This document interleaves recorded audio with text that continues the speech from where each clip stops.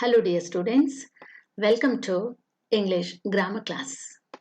This is your second language English teacher BMC from Karnataka Public School, Hegganahalli, Bangalore North 1. In the last video we learnt about simile and metaphor under the heading figures of speech. Today in this video we'll discuss about personification. So what is the meaning of personification? It's a figure of spirits or feelings or is spoken of as if it were human. That means inanimate, lifeless things are given and they are considered as human beings. They also have some feelings, emotions, and they'll express. Let us look into some examples for personification. Right? Example number 1. My alarm yelled at me this morning. Here, what does this statement say? It's telling that alarm is shouting at me. In fact, alarm just wakes us up. That means it makes some loud noise. Here, it has been said that it is shouting. So it has been attributed with human qualities. This is an example for personification. I like onions, but they don't like me. Here we are telling that onions do not like me.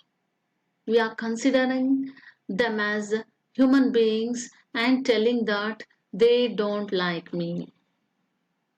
Being an inanimate thing, it has been attributed with human qualities. Okay.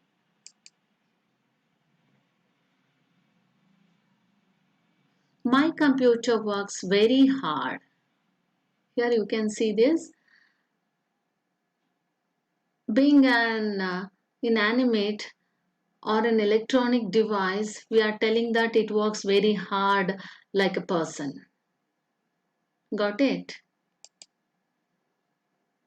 The school bell called us from outside. So whenever the school bell rings, we rush towards our classrooms. Here, it has been said that it is calling us. Symbolically, it's correct, but here we are telling that it is calling us. Oh, hello, hello, come towards the classes, like that. It is calling us from outside. And this is an example for personification. Inanimate thing is the school bell here. Next example, that piece of chocolate cake is calling my name. Mouth watering, no? That piece of chocolate cake. Is it possible for a piece of cake to call us? Come on, have, like that. So it is just the imagination of the writer or the poet that it is calling us. Next one, lightning danced across the sky. So here we say that it's dancing in the sky. It danced across the sky. So only human beings we can dance, laugh, and show our expressions, feelings like that. But lightning here, we are telling that it danced. So this is also personification. Next one, the door protested as it opened slowly. We tell that it protested, it opposed as it opened slowly. The door, a lifeless thing, and tell that it is protesting. Right. My flowers are begging for water. Here, flowers. They are begging, they are asking for water. And probably they may be thirsty or they need some water. They can't beg, they can't open their mouth, and even being inanimate things, they can't beg, they can't ask for water. So it means that they have been attributed with human qualities. Following. Next example. The moon smiled at the stars in the sky. Many a times we feel that it smiles at us, isn't it? So here it has been said that it smiled at the stars in the sky. It smiles at the stars. This is also an imagination of the writer here and example for personification.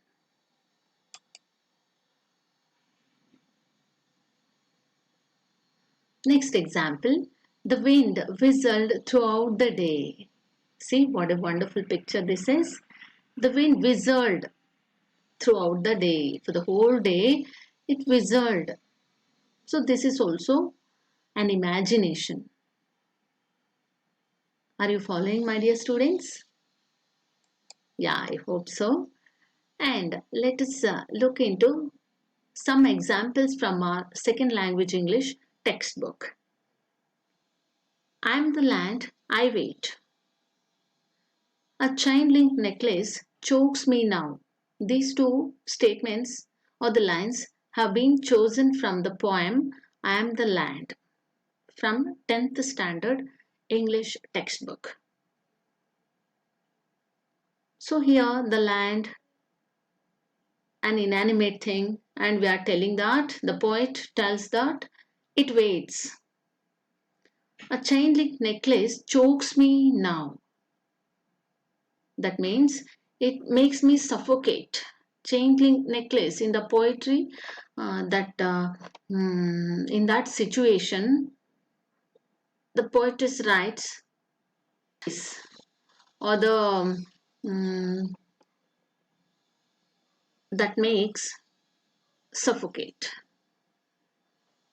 Next one, the hungry sea was roaring, the breakers talked with death. These two examples have been taken from the poetry The Ballad of the Tempest. Hungry sea was roaring. A lion rose. In the same way, hungry sea was roaring. The breakers talked with death. The huge waves, they talk with death. So these examples for personification, right? Justice never reaches self by herself. This has been chosen from 9th standard poetry Justice, written by Praveen Kumar. Justice has been considered as a living thing in that line. Okay. Then the last one, youth takes something from our hearts and it never comes again. Here, youth, an inanimate thing, and we are telling that the poet says that it has taken something from our heart and it never comes again. So these are some of the easy examples from our textbook. Next, let us look into other examples for personification. Hope you are following, my dear students, right? First one, my heart danced when he walked in the room. The hair on my arms stood after the performance. The sun kissed my cheeks when I went outside. Her eyes are not smiling at us. My brain is not working fast enough today. Those windows are watching us. Dear students, observe all of these examples: heart, hair, the sun, eyes, brain, windows. All these are lifeless things, and they have been given human qualities here like dancing and the standing, sitting, or kissing, or not smiling, working, watching, like this.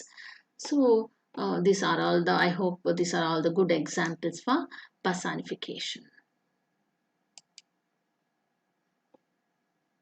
Thank you for watching.